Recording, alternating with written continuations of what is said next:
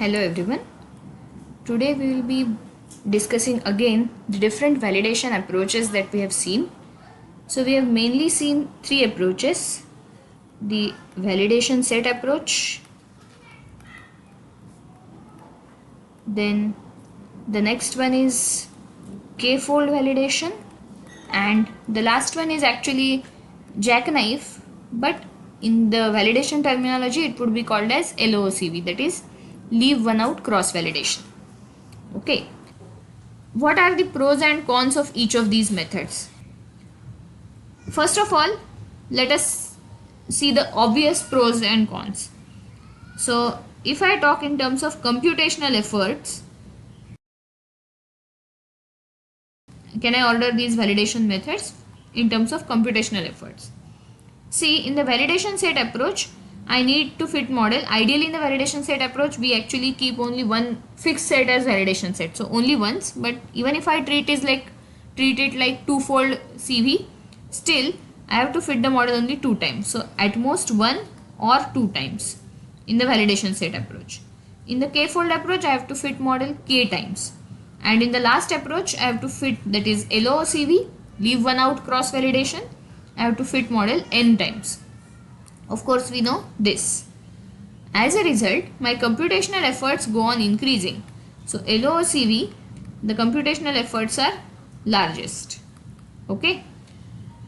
Now, let us go to some non-obvious pros and cons.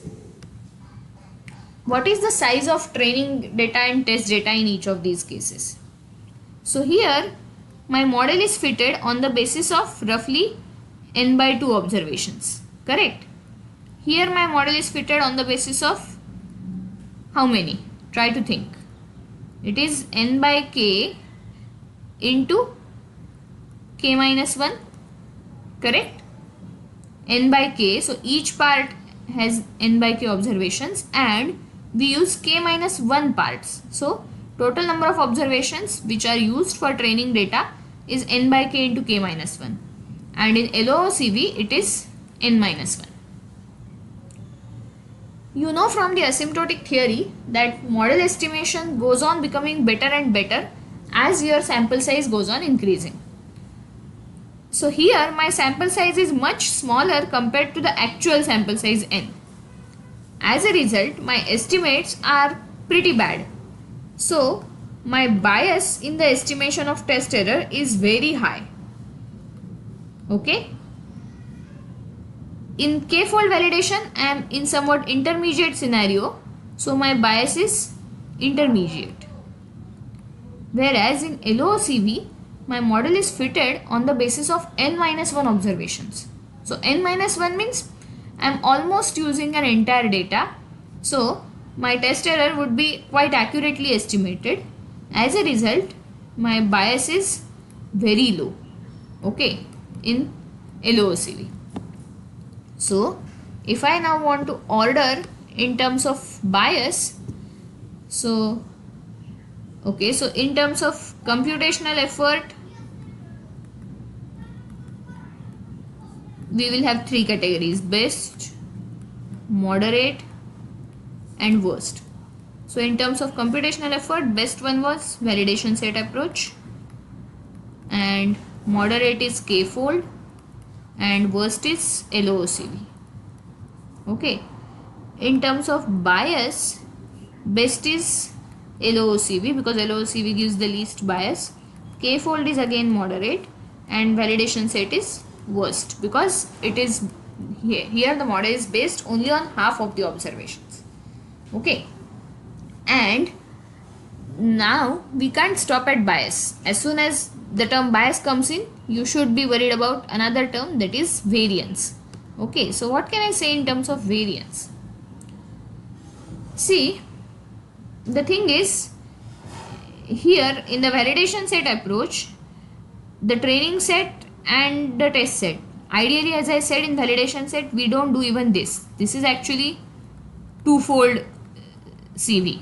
In validation set approach, I do fitting of model business only once. I fit the model on train set and I test it on the validation set. So I have only one model and the test set is kind of completely independent. Test set or validation set is completely independent from it. Okay. In k-fold cross validation, I have k models. Each model will have some common component as training set, right? For example, when I fit the first model, we know that the second, third, fourth and fifth, these parts are used, all these parts are used for the training data. When I fit the second model, okay, what consists of my training data? My training data consists of these, okay, plus this, plus this. So you can see that this part is common to both the models. So sum of the part which is contributing to each model is common in k-fold validation. Okay. Whereas in LOOCV, what happens? In LOOCV, actually I am fitting on the basis of n-1 observations. So only one observation is different. So almost entire training set is same for each model. Okay. How does that affect us? So let us try to see how it affects us. So how it affects me? Okay, so we have to talk in terms of variance. Now, so as I said, in validation set, I have at most one or two estimates of test error. Even when I have two estimates of test error, the training sets are disjoint. Okay, so these are based on disjoint training sets. Okay, these are based on disjoint training sets. So this is in validation set approach. In k-fold CV, we have k estimates of test error. So these are partially overlapping training set. Okay, so the training set are partially overlapping.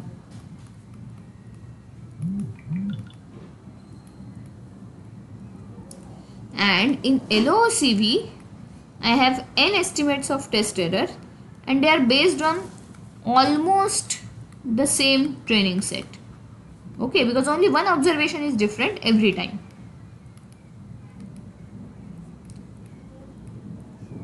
So how does this contribute to variance? To understand this, let us try to recall formula for the variance of averages. Okay, so I have average of test errors, right? I am going to take average of test error.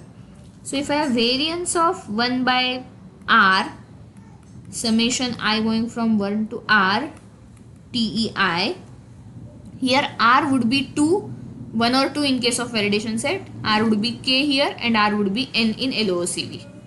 Okay, so this we know would be 1 by r square, sum over I going from 1 to r, variance of TEI, okay, variance of individual errors, plus 2 times covariances of TEI, TEJ,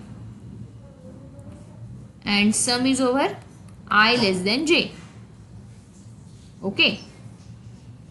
Now, when I have disjoint training sets, my test errors are more or less uncorrelated.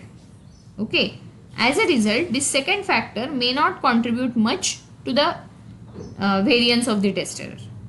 Okay. In the k-fold approach, because I have partial overlap of training set, these might be positively correlated, slightly positively correlated. So they would contribute up to some extent. Whereas in LOOCV, we know that they are based on almost the same data set. So these will be highly positively correlated in case of LOOCV. As a result, their contribution would be quite high. So variance is very high in the case of LOOCV, and in case of validation set it is the least. In case of k-fold it is moderate. Okay, so let us now come back to where we were. So we were comparing these three methods on the basis of various approaches. So computational efforts, bias, and now variance. So variance, in terms of variance, what is best? Best is validation set, moderate is k-fold approach, and LOCV is the worst. Okay. Now, ideally, I want to focus on goodness of results, so I shouldn't worry much about this factor unless I have a serious computational problem. Okay. So, if I want to base my decision on the basis of these two, k-fold is going to give me kind of a trade-off between bias and variance, because in k-fold both are moderate. Okay. So, generally k-fold is preferred. And of course, an additional advantage is k-fold is giving me moderate computational efforts also. So this is an additional advantage. Hence, in a general setup, if you don't have any specific requirements, k-fold approach is preferred. Okay. Now, another question. We know that k-fold approach has moderate bias, whereas LOCV is best in terms of bias. Now, should I be concerned too much about the bias? In fact, LOCV also may not get a very great, perfect estimate of test error in every case, because the size of the test set is different. Okay. So, should I be worried about these things or not? Now, it depends on what my goal is. My goal can be estimating test error. When would my goal be estimating test error? If I want to give, some sort of judgment as to how much wrong my model can go, then I want to give estimate of test error. So in such a scenario, we may have to be very careful about our models and validation set approaches. In fact, in general validation approaches, cross validation approaches, because you may not get a perfectly good estimate of test error always. Okay, there may always be some issues involved with it. Whereas most of the times what we are interested in is choosing optimal model. Okay, so optimal model may mean choosing optimal level of flexibility. For that we are estimating test error, and we choose that model which is corresponding to least estimate of test error. So it can be seen via simulations that even if the actual estimates of test error may be wrong, the point or the level of flexibility at which the error is minimum is more or less correctly estimated by LOCV as well as by k-fold cross validation. I don't know if you are getting what I am trying to say. Let me try to draw a picture. Okay, so this is flexibility, and here I have to plot either test error or estimate of test error. So we saw that generally test error is U-shaped. So this is my curve for test error. Of course, test error is going to be unknown in most of the cases, so we are trying to estimate it. So if I estimate it by, say, k-fold cross validation, I may not get exactly same shape. I may get something like this, or I may get an overestimate, or sometimes I may also get an underestimate. But what I am saying is, in most of the cases, the point of minimum is more or less correctly estimated. So it is here, it is here. So it is not that far. Okay, so in most of the cases, the flexibility level or the point of minimum error is correctly estimated by k-fold validation, k-fold cross validation, as well as by LOCV, that is leave one out cross validation.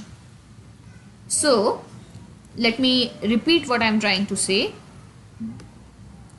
The estimate of test error may not be accurate always. So estimate of test error may not be accurate always.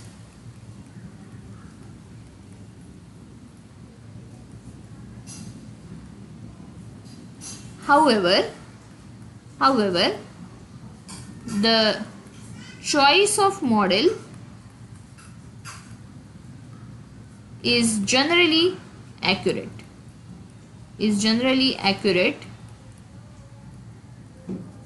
in the case of LOCV as well as k-fold cross validation. Okay, choice of model is generally more or less accurate in the case of LOCV as well as k-fold cross validation. Okay, so what I'm trying to say is, even if the estimate of test error may not be perfect, these solutions are workable solutions. They can give you a decent choice of optimal model. Is it okay? Okay, so now just as a practice, we should also try estimating test error on simulated data and see what happens. So there are different ways in which you can simulate data and try this. So let me try to see what we can do.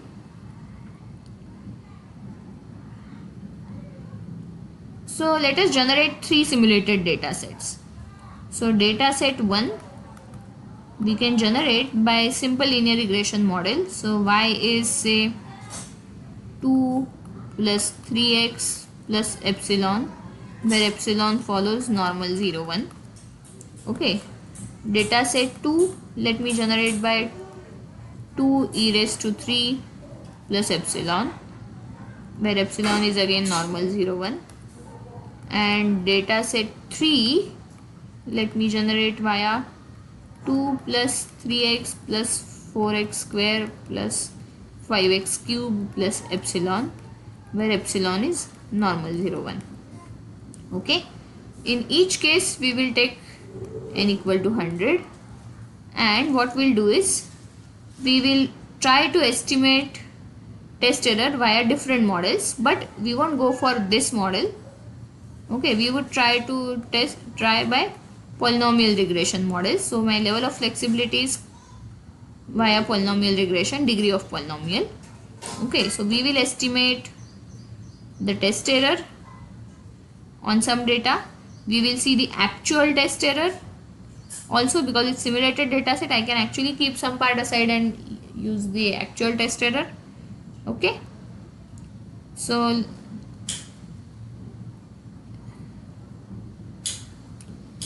let us try doing this in R. Okay, so let me take same x in each case. So n is equal to say 100, n is equal to 100, and then let me construct a separate test set consisting of 20 observations each. So test set size is 20. So what I'll do is I will actually generate 120 observations and I'll keep last 20 aside. So x let me take as R unif coming from of size n plus ts, right? And y I have to generate by 3 methods. So y1 is 2 plus 3 into x plus R norm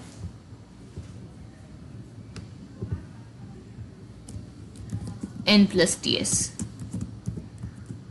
Okay, then y2 is 2 into e raised to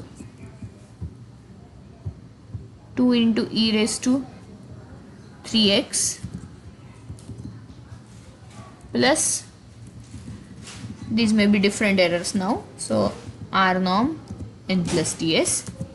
And y3 is 2 plus 3x plus 4x square plus 5x cube plus R norm n plus ts. Okay, my test set for first data is actually y1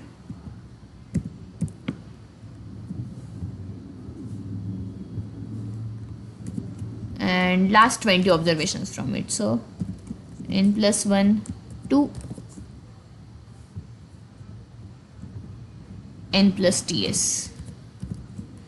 Similarly, I can have second test set and third test set. So for second test set, I have to just change this to y2 correct? And for third test set I have to change this to y3. Okay, so this is how I have generated the data. Now I have to fit model of different flexibility each time. So with these three types of training set and test sets, so training set would be something like this, and with this try to estimate different types of test errors. Okay, this is a homework. Try to do these computations, estimate different test errors and see whether the estimate of test errors is accurate and whether the estimate of model flexibility is accurate or not. Okay, I'll stop here.